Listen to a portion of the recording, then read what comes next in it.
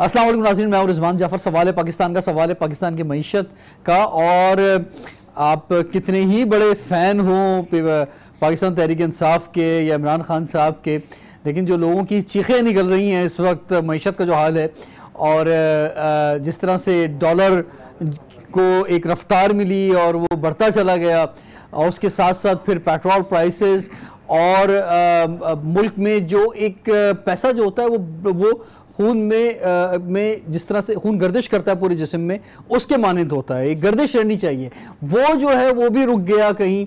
और तो इसलिए जो है गो के दूसरे इश्यूज आते रहे बीच में। पिछला हफ्ता भी पाकिस्तान के लिए जो गुजरा है, इसमें मार्केटें बंद रहीं और 3-4 दिन जो है बाज़ार बंद रहे और कारोबार नहीं हो सके, पोर्ट्स पे कुछ आगे एक्टिविटी नहीं हो सकी। तो डायरेक्शंस तो डिफरेंट जगहों पे मीडिया की शायद जाती रही, लेकिन एक आम आदमी परेशान है। हमारे साथ मौजूद है डॉक्टर शाहिद हसन सिद्दीकी साहब, आपको वेलकम कहते हैं, मारूफ माशी तज्ज़ियाकार हैं। और हमें अभी कुछ लम्हों में पाकिस्तान तहरीक इंसाफ के एक MNA कराची से वो ज्वाइन करेंगे। तो डॉक्टर साहब, आपसे इस हुकूमत के अंदर पहली मुलाकात हो रही है मेरी। तो नवाज शरीफ साहब के तो आप बड़े अगेंस्ट बोलते थे, आप कहते थे नहीं मैं किसी का अगेंस्ट नहीं हूँ, मैं तो पाकिस्तान की हिमायत में हूँ। और उसमें जब अगेंस्ट बातें आ जाती थी तो मैं वो बोल दिया करता था। तो अभी आप यहाँ पे कुछ थोड़ा सॉफ्ट हाथ रखा हुआ है आपने, या यहाँ भी कुछ ऐसी सूरत हाल है?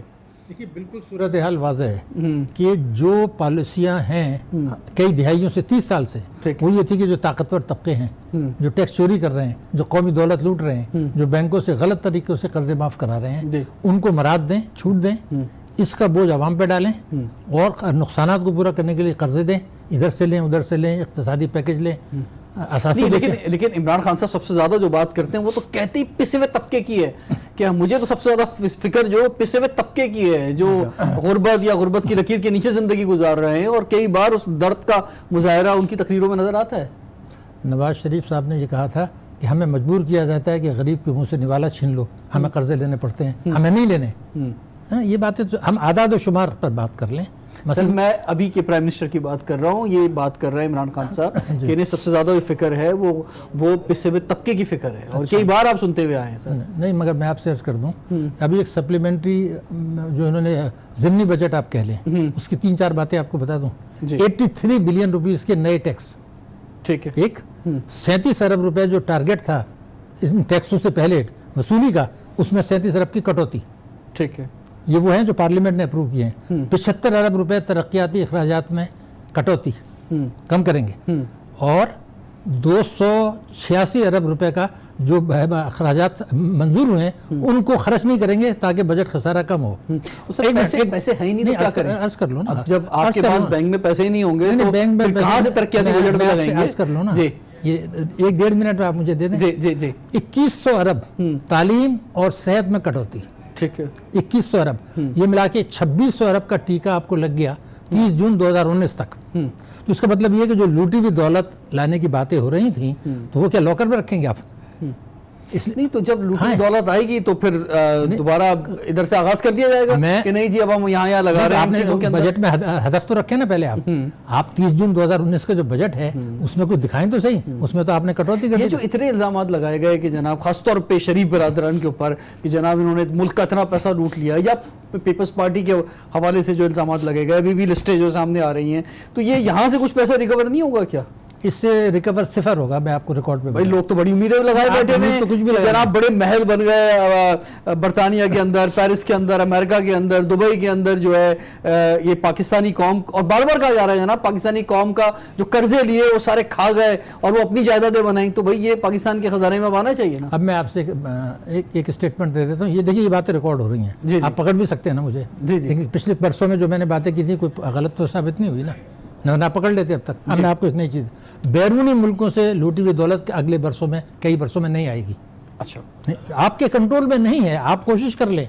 नहीं, हमारे लोग तो हमारे कंट्रोल में है ना भाई। ये जो साबिक जो भी हुक्मरान हैं, ये तो इसी मुल्क के अंदर सियासत कर रहे हैं ना। अभी तो कोई भी बाहर नहीं गया हुआ इसाक डार साहब के अलावा, सभी यहीं पर तकरीबन हैं। कि जो एहतसाब अदालत का जजमेंट है जिसमें उनको सजा हुई है, उसमें लिखा हुआ कि इनके खिलाफ, इनकी बेटी के खिलाफ, इनके दामाद के खिलाफ करप्शन का कोई सबूत मौजूद नहीं है। ये भी तो है ना जजमेंट। ठीक है ना। दूसरे मुल्कों में जो असासे हैं वो आपके कंट्रोल में नहीं है, हमारी अदालतें हमारे अपने मुल्क में कर सकते। मैं मगर आपको एक बात बताने वाला हूँ, मैं रिकॉर्ड पर एक चीज़ बता रहा हूँ, मैंने पब्लिकली कोई 1 दर्जन दफ़े इनको भी बता दी है कि आप जो मुल्क के अंदर असासे हैं, ठीक है, वो 100 रुपये जब लूटे जाते हैं तो 40 बाहर जाते हैं, 60 मुल्क में होते हैं, ठीक, वो 60 आपके कंट्रोल में है और उसमें हर हफ्ते आप रिकवरी कर सकते हैं। टोटल रिकवरी जो मैं स्टैम्प पेपर पर लिखने के लिए तैयार हूँ 1500 अरब रुपए 6 महीने में। कोई आदमी, हुकूमत का फाइनेंस के आदमी मुझसे बात कर लें, फाइनेंस मिनिस्टर कर लें, दूसरे लोग कर लें, 1500 अरब रुपया 6 महीने में उन लोगों से रिकवर कर सकते हैं जिनके पास नाजायज दौलत है। उन्होंने एमनेस्टी से फायदा नहीं उठाया और ये कहा गया था एमनेस्टी में कि ये एक दफा एमनेस्टी खत्म हो जाएगी तो फिर हमारा कानून हरकत में आएगा। ये जो मैं 1500 अरब की बात कर रहा हूँ, इसको वसूल करने के लिए ना कैबिनेट की अप्रूवल चाहिए, ना कानून में तब्दीली चाहिए। एग्जिस्टिंग लॉज में FBR कर सकता है, उसको आप कहें करो, वो नहीं कर। लेकिन ये जो जिन लोगों की आप बात कर रहे हैं उन्होंने भी तो कहीं पैसा रोक दिया है। मसद हम ये देखते थे कि चाहे मतलब कोई बहुत अच्छी बात नहीं है, लेकिन करप्शन का पैसा सही मार्केट में गर्दिश तो कर रहा था। एक वो मुल्क को तो बहुत बड़ा नुकसान हो रहा था, लेकिन भाई वो कहीं ना कहीं जाके नीचे तक जो पहुंच रहा था। लेकिन सब जो इस वक्त डरे सहमे बैठे हुए हैं, तो हर तरह का पैसा जो है वो रुक गया था। नहीं, मगर इसमें जो हम बात को उसका मैं बाद में दूंगा। मैं ये अर्ज कर रहा हूँ कि हजारों लाखों प्रॉपर्टीज हैं, नाम आपको पता है, NIC नंबर पता है, गाड़ियों का आपको पता है, कौमी बचत स्कीमों के पैसों का पता है, स्टॉक एक्सचेंज के शेयर्स का पता है, बैंकों के डिपॉजिट का पता है, गवर्नमेंट बॉन्ड्स में पैसा लगाया पता है ना आपके पास। आप बड़े अमाउंट्स के कंप्यूटर पर डाल दीजिए और जिन्होंने एमनेस्टी से फायदा नहीं उठाया उनके पास रिटर्न्स में नहीं है, उसको उसमें मैच कर दें। सिर्फ 2 लाइन का लेटर लिखना है कि जनाब ये आपकी जो रिटर्न थी इसमें ये लिखा है कि 25,000 रुपए मेरे बैंकों में पड़े हैं, अभी 3 करोड़ निकल आए। आपने कहा था मेरे पास एक 200 गज का मकान है, ये 2000 गज के हल नहीं हो पाया। मैं समझ गया आपकी बात। इसको कंप्यूटर डाल के 1500 जो 40-45 लोगों का जो अकाउंट्स निकले हैं, ये जो फालूदे वाला और फला वाला अरबों रुपए जिनके अकाउंट्स में निकले हैं, ये किसने डाले हैं सर, कहाँ से आए? मैं आपसे अर्ज कर दूं, सब हमें पता है। सवाल ये पैदा होता है, बताएं ना आप जरा, लोगों को नहीं पता, लोग बताएं। अब तो इतना देखिए, मेरी गुजारिश आपसे, ये केसेस कब के हैं? 2014, 15, 16 के हैं ना जी। तो बीच में किसने दबा दिए थे? क्या 2017 में छापा नहीं मारा गया था ओमनी ग्रुप के ऊपर, जिसको आपने अरेस्ट किया है? 2016 में FIA ने छापा नहीं मारा था? क्या ये अकाउंट 2015 में नहीं थे? उस वक्त तो सबके इल्म में था, वो किसने दबाए थे? आज उठा लिए, ठीक है ना। मेरा कहना ये था कि वो जो बैंक जिसने में हुआ उसको लाइसेंस किसने दिया था, उसके डायरेक्टर्स कौन है, किसी को पता है? ठीक है, नहीं, लेकिन वो जो बेचारे गरीब लोगों के अकाउंट्स में से अरबों रुपए निकल रहे हैं, उनकी जेब से क्या गया? वो उनकी जेब से तो कुछ नहीं गया, लेकिन वो तो डिफरेंट बैंक्स के डिफरेंट जगहों से जो नहीं, 2 बैंक हैं बेसिकली। नहीं, मैं आपसे 99.9% मैं आपको यकीन दिला रहा हूँ, 2-3 खातों को छोड़ दें, ये सारे 2 ही बैंकों में हैं, 2 ही बैंकों में हैं। ठीक है, तो सवाल यह है कि उन्हीं 2 बैंकों में ही हो रहा था, किसको नहीं पता था? स्टेट बैंक को नहीं पता था। फाइनेंशियल मॉनिटरिंग यूनिट एक बनाई गई है। देखिए, मनी लॉन्ड्रिंग में आपको कहा गया ना कि आप बड़े अकाउंट्स पर नजर रखें। बैंक का मैनेजर जब अकाउंट खोलने जाते हैं उससे पूछता है आपका पता क्या है, आपका कारोबार कितना है, आपकी आमदनी कितनी, अगले 6 महीने में कितना पैसा आएगा। तो वो अच्छा, ये ऐसे जबरदस्त किस्म की करप्शन हुई है या इस तरह से ट्रांजेक्शन हुई है कि जिसका पकड़ा जाना बड़ा मुश्किल काम है? नहीं, 100% का आसान है। देखिए, मैंने पाकिस्तान में, आपको पता है मैं सीनियर मोस्ट बैंकर हूँ, वन ऑफ दिस, मैंने इंटरनेशनल बैंकिंग यूरोप में की है। कोई मुश्किल नहीं है, हर चीज़ डॉक्यूमेंट में मौजूद है। आप पकड़ना तो चाहें तो पकड़े ना। अगर जब ये 2014-15 में हो रहा था, स्टेट बैंक को पता नहीं चला था। ये जो अरबों रुपए की आज आप बात कर रहे हैं, फाइनेंशियल मॉनिटरिंग यूनिट जो बनाई गई है फाइनेंशियल टास्क फोर्स की, वो यही है ना कि बड़ा अमाउंट का चेक है उनको बता दो। क्या उनको नहीं बताया गया था कि ये बड़े बड़े अमाउंट कहाँ से आ रहे हैं? सबको पता था। ठीक है, अच्छा, ये फरमाएं सर कि ये जो बड़ी उम्मीदें वाबस्ता हमने सऊदी अरब से पहले कर ली थी, उसमें काफ़ी हद तक हमें कामयाबी भी हुई, जिसको लोग कामयाबी नहीं कह रहे हैं, एक वक्ती तौर पे एक सिलसिला हुआ है। लेकिन अब हमारी जो तमाम तर नज़रें हैं वो प्राइम मिनिस्टर साहब के सफ़र पर हैं और चाइना के ऊपर हैं। तो आप क्या लगता है कि आपको न्यूज़ तो आ रही है कि जनाब ये इतना सी पैक में के लिए जो है रखा जा रहा है, इतना जो है वो आपको दिया जाएगा, लेकिन अभी बावसूख ज़राए से आज की अभी तक जो है वो कंफर्म फिगर्स नहीं आ रहे हैं। आपको कितनी उम्मीद है कि जनाब ये हमें कुछ वक्ती रिलीफ मिल जाएगा यहाँ से? देखिए, वक्ती रिलीफ जो होता है उसको मैं जहर कहता हूँ। अच्छा, देखिए, मैं आपको सीधी बात बता दूँ, इससे पहले आपकी 3 हुकूमतें आई हैं, ठीक, तीनों को इख्तिसादी पैकेज मिले। पीपल्स पार्टी के दौर में तो 7.5 बिलियन की ग्रांट मिली थी, जो पूरी नहीं मिली लेकिन मिली थी ना। वो ग्रांट थी जो वापस नहीं करना था। नवाज शरीफ साहब को $1.5 अरब का ग्रांट मिली थी जो वापस नहीं करनी थी। मुशर्रफ साहब के 2 अरब के कर्जे माफ हुए, पैकेज मिला। लॉ ये है कि हमारा जो बोरान है वो बैरूनी शोबे का है, यानी हमारी बरामदात नहीं है, इंपोर्ट्स हमारी बहुत हैं, हमारे रिजर्व गिर रहे हैं, हम कर्जे अदा नहीं कर सकते। आपने वो पैसा लेके बोरान को टला दिया। आपने कोई ऐसा काम भी किया जिस वजूहात की बिना पर ये बोरान हुआ था उसको तो आप दूर नहीं कर रहे। आप बुनियादी कानून में आपको बता रहा हूं, आप पैकेजेस लेकर बोरान को टला सकते हैं। बोरान की वजूहात को जो थी उनको अगर दूर करने के लिए स्ट्रक्चरल इस्लाहात नहीं करते, जो पिछले 30 साल में नहीं की गई और 30 जून 2019 तक का जो बजट उसमें नहीं की गई, तो वो स्ट्रक्चरल इस्लाहात अगर आप नहीं करते, मैं आपको पूरा यकीन कि ये खुदा न खास्ता आर्जी तौर पर टलेगा, जैसे कि पिछले जो है वो नहीं। लेकिन उसके साथ साथ दोनों चीज़ें हो रही है ना। देखिए, जो आर्जी बोरान भी बड़ा इंपॉर्टेंट होता है। अगर आप कि आपने कर्जे लिए हुए हैं, आपने सूद अदा करना है, अब आप नहीं कर पा रहे तो कहाँ से करेंगे? तो ये एक टाइम भी चाहिए होता है कि गेन करना होता है टाइम। दूसरा, उसके साथ साथ दूसरे पैकेजेस भी वो जो इन्वेस्टमेंट सऊदी अरब यहाँ करने जो बात हो रही है सीपैक के अंदर पार्टनर बनाने की, जो रिफाइनरी डालने की, इसी तरह से सीपैक के अंदर जो चाइना आज बात कर रहा है इन्वेस्टमेंट की, जो इंडस्ट्री लगने जा रही है, जो जी मेरी गुजारिश सुने, 30 जून 2019 तक का तो आपने बजट हमें दे दिया है ना, तो 5 साल में से 1 साल तो निकल रहा है ये। ठीक है, एक ब्रेक का हो गया। ब्रेक के बाद पाकिस्तान तहरीक इंसाफ के MNA भी एक हमें ज्वाइन करेंगे। ब्रेक के बाद कंटिन्यू करते हैं सवाल पाकिस्तान का। Welcome back. सवाल पाकिस्तान का, सवाल पाकिस्तान की मईशत का, जिस पर डॉक्टर शाहिद हसन सिद्दीकी साहब बड़ा ज़बरदस्त पोस्टमार्टम कर रहे थे। ब्रेक से पहले हमें ज्वाइन किया आफ्ताब सिद्दीकी साहब ने, ताज़ा MNA बने पाकिस्तान तहरीक इंसाफ से। अभी इसी हफ्ते आपने जो है वो हलफ भी लिया पार्लियामेंट में, और NA 247 जो कराची का बहुत ज़बरदस्त हल्का है उसकी आप नुमाइंदगी कर रहे हैं। सर, कैसा रहा पहला हफ्ता? पहले ये फरमाए पार्लियामेंट में। बिस्मिल्लाहिर्रहमानिर्रहीम, अल्हम्दुलिल्लाह बेहतरीन वीक रहा। हिस्टोरिकल मोमेंट था मेरे लिए भी, मेरी फैमिली के लिए भी, कि 29 को हमने मंडे को हल्फ लिया और 3-4 दिन मैंने सेशन अटेंड किया। इट्स अ न्यू एक्सपीरियंस और अल्हम्दुलिल्लाह अपना रोल, बड़ा पॉजिटिव रोल प्ले करूँगा असेंबली में, जो मैं कर सकता हूँ बीइंग अ टेक्नोक्रेट। और इंशाअल्लाह ये सेशन, आप वैसे इंजीनियर हैं और एक शोबा है आपका जिसमें बड़े माहिर आप अपने शोबे में समझे जाते हैं, बल्कि किंग ऑफ योर प्रोफेशन जो है आपको कहा जाता है। तो आप क्या समझते हैं, क्या जो बड़े चैलेंजेस तो बहुत ज़बरदस्त हैं, बहुत ख़तरनाक किस्म के चैलेंजेस हैं गवर्नमेंट को, कुछ नज़र आ रहा है कि इस चैलेंजेस से निकलती हुई हुकूमत नज़र आ रही है? मेरे इकॉनमी के जो इशूज़ हैं वो अगले 1 साल के लिए हैं, और जो हमारा ट्रेड डेफिसिट भी था, करंट ईयर का डेफिसिट भी था। अल्हम्दुलिल्लाह अब ये सऊदी अरब से जो पैकेज आया, डॉक्टर साहब के मौजूदगी में, मैंने क्या सूरज को दिखाने के बराबर है। तो सऊदी अरब से जो पैकेज आया वो ज़बरदस्त है, और अगले 3 साल के लिए 3 बिलियन का हमारा पेट्रोल का, ऑयल के अगेंस्ट है, और 3 बिलियन का हमें वो मिला है। और माशाल्लाह आज चाइना से भी बड़ा ज़बरदस्त पैकेज मिला है। एक्चुअली हम तो हमें जो ख़जाना मिला है वो तो खाली मिला है, और ये ख़जाना वैसे तो मैं चाहूँगा कि आइंदा भी ये हो कि handing over, taking over proper होनी चाहिए, ताकि सब डेटा जो है ना आवाम के सामने आए कि आप क्या छोड़ के गए, क्या लेके आए हैं। तो ये अगर हम कंपेयर करें पिछले सालों से तो बहुत ही मुख्तलिफ सूरत हाल है। हम तो किसी और का बोया हुआ काट रहे हैं। अभी तो हमने अपना कुछ, ठीक है, लेकिन मसला ये है कि वो मेकअप से पहले और मेकअप से बाद वाली सूरत हाल जो है ना वो बड़ी अजीब होती है, यानी गवर्नमेंट में आने से पहले और गवर्नमेंट में आने के बाद। तो आजकल आप देख रहे होंगे फुटेज दिखाई जा रही है कि जनाब हम किसी मुल्क के आगे हाथ नहीं फैलाएंगे, हम IMF के पास नहीं जाएंगे। मतलब ये सब कुछ तो होना था जो मुल्क जिस जगह पे खड़ा हुआ था, लेकिन जो दावे थे इमरान खान साहब के, उस दावे के बरक सारी चीजें चल रही हैं। IMF आना या किसी मुल्क के पास जाना, ये कोई डेवलपमेंट बजट के लिए तो नहीं जा रहे, ये तो हम डेट सर्विसिंग के लिए जा रहे हैं। ये वो पैसा है जो हमने वापस करना है। इससे पाकिस्तान पे कोई तरक्की नहीं होगी इस पैसे से।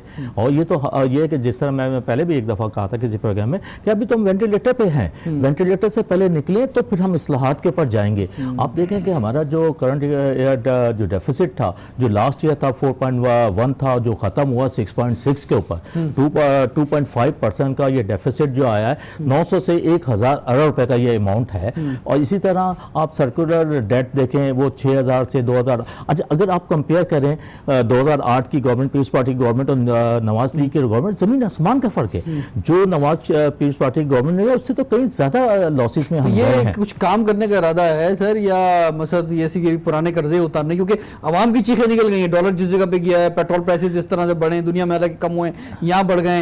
एक आवाम को जो सोच रहे थे कि जनाब वो दूध की दहरें निकल आएंगी, पीटीआई की हुकूमत आ जाएगी, तो वो थोड़ी सी तरह मायूसी नजर आ रही है आवाम में। मैं तो पब्लिक में शो करता हूँ, जाता हूँ, जो फेवर में भी लोग थे वो थोड़ा थोड़ा आगे इसकी तरफ होते जा रहे हैं। नहीं ऐसा नहीं, 75 दिन में कोई मायूस नहीं हो सकता। ये कौम जो है ना बड़ी ज़बरदस्त कौम है और इसमें बड़ा पोटेंशियल है। इंशाल्लाह खान साहब ने जैसे कहा है कि 2 से 2.5 साल में हम इकॉनमी हमारी बेहतर हो जाएगी। और अभी आप देखिएगा अगला बजट जब आएगा तो आपको बड़ा डिफरेंट बजट वो मिलेगा।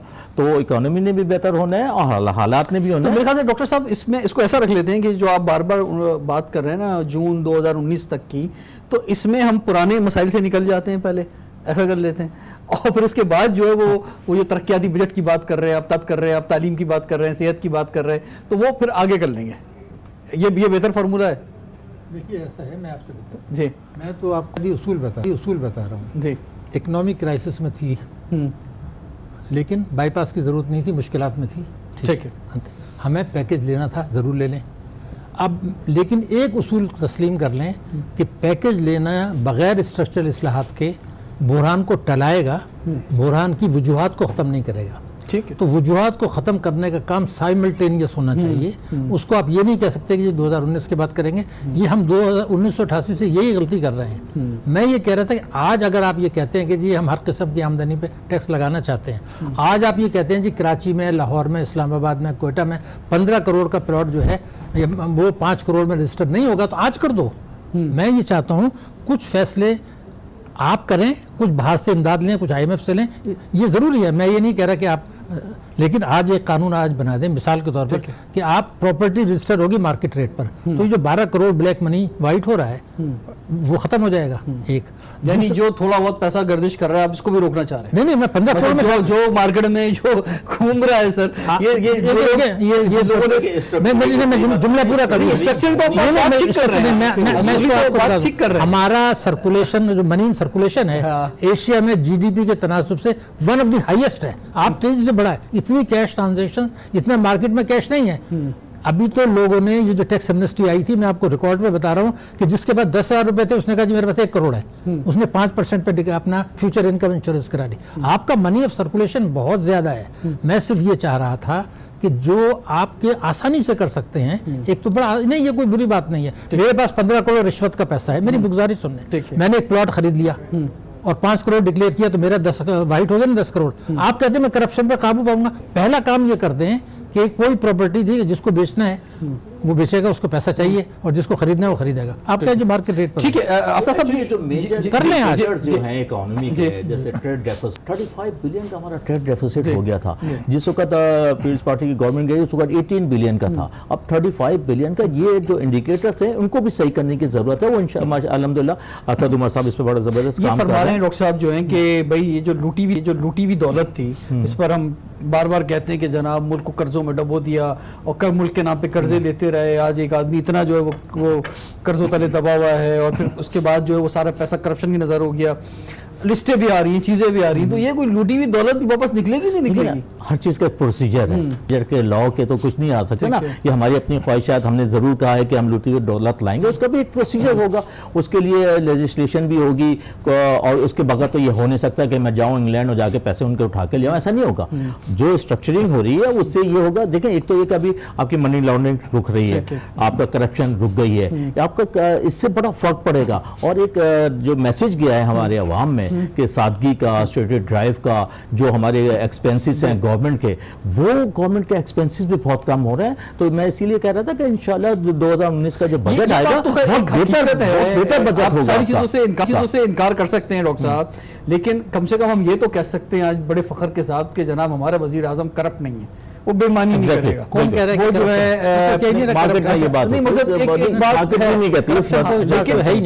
लेकिन बात यह है कि अगर आपने अपनी गाड़ी चलाने के लिए ड्राइवर रखना है, फर्ज करें मुल्क चलाना तो बहुत दूर की बात है, तो क्या सिर्फ ये बात काफी होगी कि वो करप्ट नहीं है? नहीं, गाड़ी चलाने आपने चाहिए ना। आपने एक नया सवाल पैदा कर दिया। देखिए, आप प्राइम मिनिस्टर हैं, जरूर करप्ट नहीं है, लेकिन उनका नेशनल असेंबली में एक वोट है, एक ही वोट है ना उनका। नहीं 186 वोट उनका अपना तो एक ही वोट है, अपना तो सबका। अब मैं जो आप दूसरी पार्टी से तोड़ के लाए हैं नहीं, पीटीआई के अपने वोट की बात कर रहे हैं, हुकूमत तो आपने चार आदमियों के वोटों से बनाई है ना। वो जो लोग हैं वो अगर ये कहते हैं जी मैं आपको एग्रीकल्चर टैक्स नहीं लगाने दूंगा, आप वोट दे दें, मेरा भी तो एक वोट है ना, ठीक है, पहले वो नहीं करने देंगे आपको। देखिए आप ये इनका जो मंशूर है ना तहरीक इंसाफ, वो पाकिस्तान की मईशत की कामयाबी की जमानत है, ठीक है, लेकिन अगर उस पर अमल हो जाए तो, अगर उस पर तो, लेकिन उसकी अमल में जो रुकावटें मैं उनकी तरफ इशारा कर, मैंने इनके मंशूर को और जो इन्होंने वायदे किए थे उसको सपोर्ट किया था, पब्लिकली सपोर्ट किया था, और मैं फिर कह रहा हूँ आप उस पर 25% अमल करने में कामयाब हो जाते हैं तो उसमें बेहतरी आ जाएगी। लेकिन ये आप ना करें कि जी 30 जून 19 तो चलने दें, 19 को एक नया मसला खड़ा हो जाएगा। ठीक है, पाकिस्तान में बड़ा सवाल जो उठाया जा रहा है, मैं थोड़ा सा और गुफ्तगू दूसरी तरफ लेके जाता हूँ। आफ्ताब साहब आप फरमाएं, 18वीं तरमीम एक बहुत बड़ा इस पे सवाल जो है ना उठाया जा रहा है कि भाई एक प्राइम मिनिस्टर जो होता है पूरे मुल्क का प्राइम मिनिस्टर होता है, अब वो कोई चीज़ करना चाह रहा है वो नहीं कर पा रहा, या तो भाई वो हर सूबे के अंदर उसकी हुकूमत हो, ठीक है, वहाँ पर उसकी चीज़ें हों, लेकिन जिन सूबों में नहीं है, खासतौर से सिंध के हवाले से बड़ा सवाल उठाया जा रहा है। तो आप क्या समझते हैं इस पर, कुछ एक अब अगला जो मार्का है वो आने वाला है 18वीं तरमीम का? अभी ट्यूसडे को मेरा सेकंड डेटा असेंबली में हमारे जो कराची के एमएन उन्होंने ये पॉइंट उठाया पानी के हवाले से कि कराची में पिछले 10 साल में 1 गैलन पानी भी एडिशनल नहीं आया। K4 के हवाले से ये पॉइंट उठाया गया जिस पे कहा गया ये तो प्रोविंशियल सब्जेक्ट है। हमने उस पर कहा ये ह्यूमन राइट्स है और फंडामेंटल राइट्स के अंडर में आता है, और जाहिर है कि जब ये फंडामेंटल राइट्स के हवाले से जब बात हुई तो फिर हमें वहाँ बोलने की इजाज़त भी मिल गई असेंबली में, और यही कहा कि कराची के लिए, इतने बड़े शहर के लिए 1200 MGD पानी चाहिए और इस वक्त हमको 380 MGD पानी मिलता है, वो हमारे लिए ना काफ़ी है। हम ये पूछना चाहते हैं कि सिंध गवर्नमेंट से कि उन्होंने पिछले 10 साल में क्या किया पानी के हवाले से, इसी तरह जो सीवेज वाटर है उसके हवाले से उन्होंने क्या किया, ये असेंबली में पॉइंट्स उठे हैं और इंशाल्लाह मैं भी अगले बड़ा चैलेंज है वो सारा पैसा आप सूबों को दे देंगे, सूबे भी तो नीचे नहीं दे रहे ना, चले लोकल गवर्नमेंट को देते, वो सूबे भी अपने पास लेके बैठ गए, तो एक नई को भी नहीं मिल रहा। आप पहले आपने 18वीं तरमीम की बात, जी 18वीं तरमीम की, मैं आपसे एक बात अर्ज कर दूं कि कालाबाग डैम पाकिस्तान के लिए बहुत ज़रूरी था, ठीक है, लेकिन ये कहा गया कि अगर आप ये बनाएंगे तो हम उड़ा देंगे, ठीक है, 2 सूबों ने खड़े हो गए, तो पहला नंबर पर पाकिस्तान आता है, दूसरे नंबर पर डैम आता है, हमने कहा जी मत बनाए, ठीक है, यही चीज़ आपने 18वीं तरमीम मंजूर की है और 2 सूबे इस मामले में आखिर हद तक चले जाएंगे अगर इसको छेड़ा गया। आप ये करें, क्या उस पर अमल हुआ? मेरा जवाब है कि नहीं।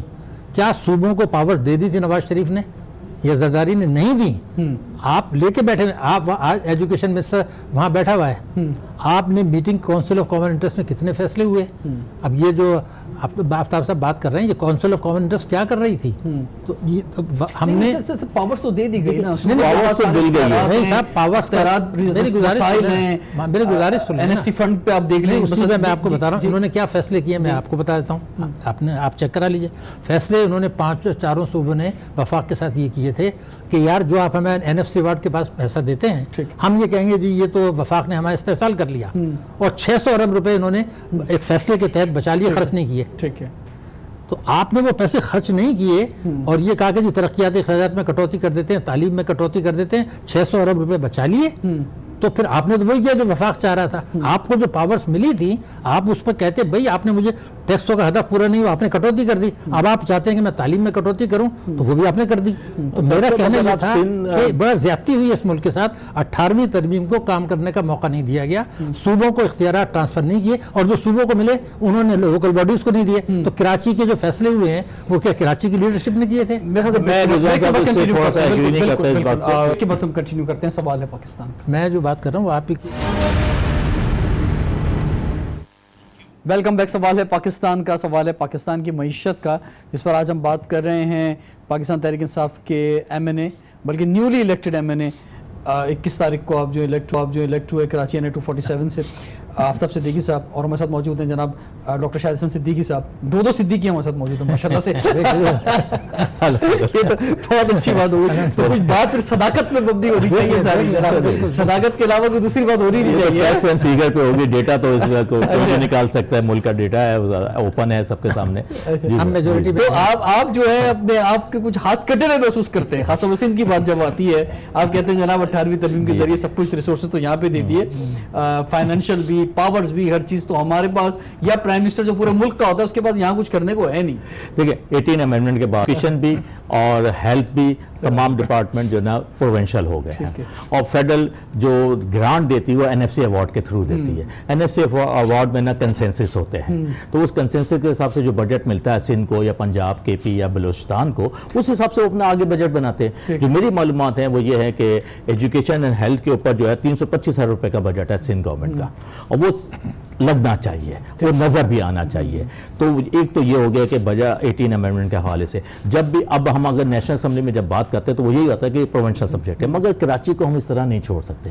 अब ये कराची शहर जो है पीटीआई का शहर है, अल्हम्दुलिल्लाह 14 इलेक्टेड हमारे एमएनएज हैं और 3 हमारे रिजर्व सीट पे, 17 के बाद जो है ना हमने कराची में हमने सिंध गवर्नमेंट को सपोर्ट करना है, हमने अपने इदारों को भी सपोर्ट करना है, इदारों को मजबूत भी करना है, और हमने लोकल बॉडीज को भी सपोर्ट करना है। अभी कराची डेवलपमेंट टास्क फोर्स बनी है, टास्क फोर्स में मेयर भी हैं और बाकी पार्टी से भी लोग हैं। सिर्फ मकसद ये कि चीफ मिनिस्टर ऑफ सिंध को जो हमारी सपोर्ट चाहिए फेडरल से वो हम देने के लिए तैयार हैं, और हमारा बड़ा वेट है, देखिए 17 एमएलएस का हमारा बड़ा वेट है। तो अभी कल से मैदान में उतरने वाले इंक्रोचमेंट के हवाले से जी जी डॉक्टर साहब, मैं कभी कभी सोचता हूँ, बल्कि मैं एक आवाम को भी कहना चाहूँगा कि जनाब एक पेपर लें और उसमें एक पेपर लें कोई सा भी, उस पर चार्ट बनाएं, बीच में लाइन खींचकर कि जनाब पिछले 4-5 सालों में हाई कोर्ट या सुप्रीम कोर्ट के फैसलों से आवाम को क्या फ़ायदा पहुंचा, या सूबाई या वफाकी हुकूमत के फैसलों से हुकूमत को क्या फ़ायदा पहुंचा। यानी ऐसा लगता है कि जनाब हमारी सूबाई हुकूमतें, हमारी वफाकी हुकूमतें, हमारी लोकल गवर्नमेंट हुकूमतें, इनके पास ना तो कोई फैसला करने की ताकत है, ना अख्तियार है, ना किसी ने कुछ किया है। आप बल्दियाती इंतखाबात से लेकर उर्दू ज़बान के निफाज से लेकर अभी जो बाहर ओवरसीज़ ने जो है वो वोट्स डाले, इनसे लेकर अभी ये साफ पानी का मसला ले लें, आप जो है टैंकर माफिया की बात कर लें, आप अमन अमान का मसला ले लें, आप अभी लेटेस्ट जो इंक्रोचमेंट का इशू आ रहा है, सब कुछ तो सुप्रीम कोर्ट कर रही है भाई। तो ये जमहूरियत कहाँ है, किधर है? देखिए तो हमारे इदारे जो ना कोलैप्स कर गए हैं, गवर्नेंस नाम की चीज़ खत्म हो गई है, पॉलिटिसाइज हो गए हैं। एक अभी रिसेंटली मार्टन क्वार्टर का भी ये इशू उठा था, वहाँ पे काफ़ी हंगामा हुआ। मेरा तो प्रपोजल ये, एक बड़ी लैंड है जो फेडरल गवर्नमेंट की है, जिसके ऊपर सुप्रीम कोर्ट ने डिसीजन दिया था।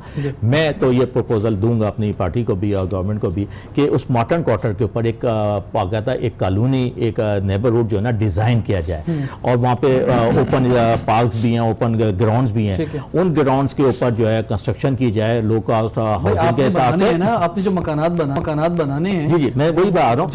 देखिए मार्टन क्वार्टर के लोगों के साथ भी ज्यादती नहीं होगी, जो ओपन स्पेसेस पड़ी है वहाँ पे हम हाउसिंग अनाउंस करें, और जब वो हाउसिंग कंप्लीट हो जाए उनको यहाँ शिफ्ट करें, और जो जहाँ पे इस वक्त ऑलरेडी रह रहे हैं वो ग्राउंड और पार्क बना दी जाए। तो इंशाल्लाह मैं इस्लामाबाद जाके बहुत सारे बने जी जी तो ये प्रपोजल हमारा है, हम प्लान कर रहे हैं इसको इस तरह दिया जाए ताकि मार्टन क्वार्टर के लोगों को भी डिस्प्लेस ना किया जाए। ये हुकूमत करना नहीं चाहती, सारी सूबाई हो, लोकल हो, विफाकी हो, या ये बस क्यों कुछ नजर नहीं आ रहा कुछ के, क्योंकि डिसीजन लेते हुए फैसला ले, मिसाल तौर पर इंक्रोचमेंट की बात कर लें, कितनी बार फैसला हुआ कि कराची की फुटपाथों को खाली कराया जाए, नहीं हो पाया, और कैबिनेट में ये डिस्कस हुआ है कि इनसे भत्ता आता कितना महीना ये तो जरा चेक करो। बस आप जब ये बात ऑफिशियल बैठ के पूछ रहे हो तो फिर क्या बच क्या जाता है? ये बात ये थी कि एक दफ़ा बैठ के मसाइल और तरजीहात, ये जो आपने कहा ना लाइन खींच लें, मतलब मुझसे जब कोई पूछता है, आप भी बात सही कर रहे हैं, मैं कहता हूँ कि 2 करोड़ 30 लाख बच्चे स्कूल नहीं जा रहे। जी बिल्कुल, मैं चाहता हूँ कि ये बैठ जाएं कि जी अगर जितने हमारे कितने स्कूल चाहिए, कितने असातिज़ा चाहिए, तो शायद ये सेंचुरी ख़त्म हो जाएगी। बुरा मानने की बात नहीं है। 2 करोड़ 30 लाख बच्चे 325 अरब से तो नहीं होगा ना। ठीक है, अभी ये कहा है कि दुनिया वर्ल्ड बैंक की रिपोर्ट है कि पाकिस्तान के जो बच्चे हैं उनमें सिर्फ 4% को मुनासिब ग़िज़ा मिल रही है, 96% को मुनासिब ग़िज़ा नहीं। आप कहते हैं हमारा फ्यूचर एसेट है। अरे भाई, जो रिपोर्ट मैंने पढ़ी है वो कहते हैं कि ये बच्चे 5 साल की उम्र के जो है कद के लिहाज, उम्र के लिहाज से इनका कद कम है और कद के लिहाज से इनका वजन कम है, न्यूट्रिशन नहीं मिल रही उन्हें, 4% को मिल रही है। हम डब्बे के दूध की बात कर लेते हैं, छोटी सी, मतलब उस पर भी सुप्रीम कोर्ट ने एक्शन लिया कि जनाब इसमें चेक करें इसमें क्या इंग्रेडिएंट है। मकसद हमारे इदारे जो हैं भाई, इदारे अपनी अपनी जगह काम करें ना। ये क्यों जो है हर शोबे के अंदर ये हाई कोर्ट या सुप्रीम कोर्ट में बात जा रही है, इसलिए जा रही क्योंकि इदारे फेल हो गए, किसी ने अपना काम किया नहीं है, किसी ने अपना काम किया नहीं, गवर्नेंस नहीं। और इमरान खान साहब खुद भी फरमा रहे हैं कि सबसे बड़ा जो मसला है मुल्क के अंदर वो बैड गवर्नेंस का ही है। जी जोन में मत ले जाइए हमें, मैं माफी चाहूँगा। 1 फरवरी 2000 18 को एक्शन नजर आया ना, वो जोन में नहीं जाएंगे। मैं अर्ज कर रहा हूं वो काम जो हमें अदालतों से नजर आ रहे हैं, वो हमें लोकल गवर्नमेंट से, फेडरल गवर्नमेंट से वो एक्शन नजर आया, फैसले हो गए जनाब कल से ये होगा, परसों से ये होगा। आपने एक जुमला कहा, इदारे अपने हुदूद में काम नहीं कर रहे। आपको पता है कि सुप्रीम कोर्ट ने 1 फरवरी 2018 को नोटिस लिया था लूटी हुई दौलत को लाने का, और कहा था 1 महीने में हम कानून बदल देंगे, सिफारिशात लेकर आओ। अभी पता है परसों चीफ जस्टिस साहब ने क्या कहा है कि 1 महीने में जो करना था वो तो आज तक हमें नहीं बताया गया क्या करना है। हमारे पास रिपोर्ट आनी थी, कमेटी हमने बनाई थी, तो इसको ऐसा करते हैं कि हुकूमत जाने अवाम जाने। वो भी हेल्पलेस हो गए हैं हमारी। अब देखिए ना, supreme court with all the powers, जो 1 महीने में काम करना था वो 8 महीने में नहीं कर सके। मसला ये है कि बहुत सारे जो जिन इशूज़ को उन्होंने लिया उन पर आप ये देख लीजिए कि वो अभी तक बात कर रहे हैं असगरखां केस की, कभी है ना, NRO की इम्प्लीमेंटेशन की बात क्या है, इदारे कमज़ोर हो गए हैं, इदारे एक दूसरे से कोऑपरेट नहीं कर रहे। पहला कानून कि कोई इदारा अपनी हुदूद से बाहर नहीं जाएगा, और दूसरा ये कि जब तक आपके पास केस, अगर मुझे पेट भर के रोटी नहीं मिलेगी तो मैं आपसे लड़ूंगा, और अगर यहाँ 3 आदमी 15 रोटी रखी हो तो हम एक दूसरे को ऑफर करेंगे। हमारे पास केक का साइज हम बढ़ाना नहीं चाह रहे, तालीम को और चीज भी देखनी है कि हमें अपना बिजनेस बनना है। इस शहर में देखें पिछले कई अरसों से, क्योंकि इंफ्रास्ट्रक्चर के इश्यूज थे जिसके ऊपर सुप्रीम कोर्ट ने और ये डिसीजन दिया कि ग्राउंड +6 से ज़्यादा की बिल्डिंग से अलाउड नहीं है। उससे क्या हुआ, बिजनेस का रुक गया, और जो तामीराती इदारे थे, जो अलाइड इंडस्ट्री थी, उनका बिजनेस भी अभी रुक गया है।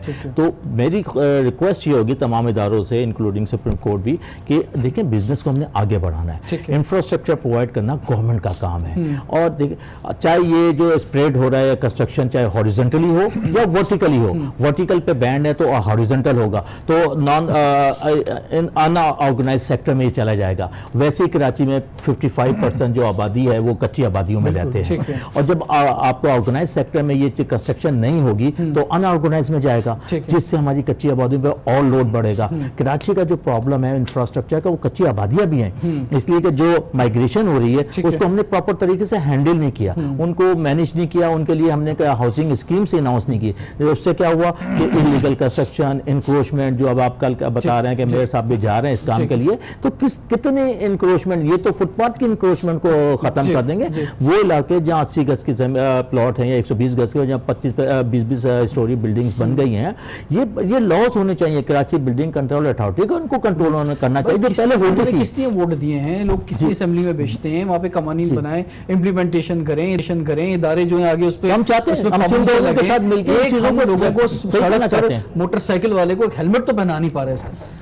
पुलिस क्या करेंगे हम पुलिस खुद भी दहशतगर्दी में नहीं मरे जितने के इस मुल्क के अंदर लोग सड़क पे मरे और नौजवान मरे हैं, हम उनको हेलमेट नहीं पहना पा रहे। रास्ते में मैंने एक स्कूटर पे देखा 3 बच्चे, एक खातून, एक जेंट, और साइकिल जिस तरह चला रहे थे बगैर हेलमेट के। तो हमें तो पहले तो खुद को बेहतर करना पड़ेगा, हमें सिविक सेंस भी डेवलप करनी पड़ेगी, अवेयरनेस क्रिएट करनी होगी। एक उम्मीदें वाबस्ता होती हैं किसी गवर्नमेंट से, एक नई गवर्नमेंट आती है जनाब, उम्मीदें वाबस्ता है, सबका काम है। इमरान खान साहब ने तकरीरें बहुत अच्छी की हैं, तमाम जलसों के अंदर, माजी के अंदर, धरनों के अंदर, रोजाना की बुनियादों पर बड़ी अच्छी तकरीरें की हैं। अब लोग इंतजार में बैठे हुए, भाई कुछ एक्शन नजर आए, कुछ इंप्लीमेंटेशन नजर आए। अब ये तो चारों सूबे गवर्नमेंट मिलकर इन्होंने करना है ना, हम सब ने मिलकर करना। आपका बड़ा इंपॉर्टेंट रोल है सिविक सेंस को डेवलप करने में, अवेयरनेस क्रिएट करने में। और हमारे एडिशनल आईजी डॉक्टर अमीर शेख ने अभी ये इंस्ट्रक्शन भी दी थी कि रॉन्ग वे हो गया, अगर ड्राइविंग होगी तो गाड़ी भी रोक ली जाएगी, पकड़ लेंगे, अरेस्ट कर लेंगे। सिविक सेंस से कुछ नहीं हुआ, ये कवानीन उनके इम्प्लीमेंटेशन मिडिल ईस्ट में किया है, लॉज तो वही है, मगर इम्प्लीमेंटेशन होता है। अब हमारे यहाँ क्या होता रहा है पिछले गवर्नमेंट में कि टास्क फोर्स बन जाती है, उसके बाद एक और टास्क फोर्स बन जाती है, बैरियर पे बैरियर हम खड़े करते चले जाते हैं। फ्यूचर की बात कर लेते हैं डॉक्टर साहब। कुछ ये जो मामला हैं, यानी एक वक्त था कि असद उमर साहब वो फिगर्स देते थे जनाब के पेट्रोल पे कितना पैसा जो गवर्नमेंट रखती है टैक्स। आज वही, जब दुनिया में पेट्रोल कम हो रहा है और उन्हीं सबसे पहले पेट्रोल बढ़ा दिए। ये इस वक्त वर्ल्ड ओवर जो डिस्कस हुआ है पाकिस्तान में, जो अभी 4 दिन पहले पेट्रोल प्राइसेस बढ़े, तो ये फरमाएं कि कुछ हम निकलते हुए महसूस हो रहे हैं इस जो माशी जो भंवर है इसके अंदर से। अभी खासतौर पे ये चाइना पैकेज और उससे पहले सऊदीया पैकेज। देखिए, ये जो चाइना पैकेज है, सऊदी अरब पैकेज है, इससे आपका बहरान जो बैरूनी शुबे का था वो टल जाएगा। इससे आवाम का या महंगाई का कोई बहुत ज्यादा या ग्रोथ रेट का, आपने बिल्कुल सही कहा, ये तो ग्रोथ ऐसे थोड़ी डेट सर्विसिंग करिए। हाँ, डेट सर्विसिंग सूद दे दिया। मेरा आपको मैं 2-3 सजेशंस की बात करता हूँ। मिसाल के तौर पर आज की तारीख में यहाँ से आपके पास एक 10 करोड़ रुपए चोरी का है, ठीक है, आप मनी उसको दें, मनी चेंजर को उसको हुंडी से बाहर भेज देगा, वो पैसा पाकिस्तान वापस आ जाता है 111(4) के तहत। कोई उससे सवाल नहीं पूछा जा सकता सिवाय FBI के। क्यों FIA क्यों नहीं पूछ सकती?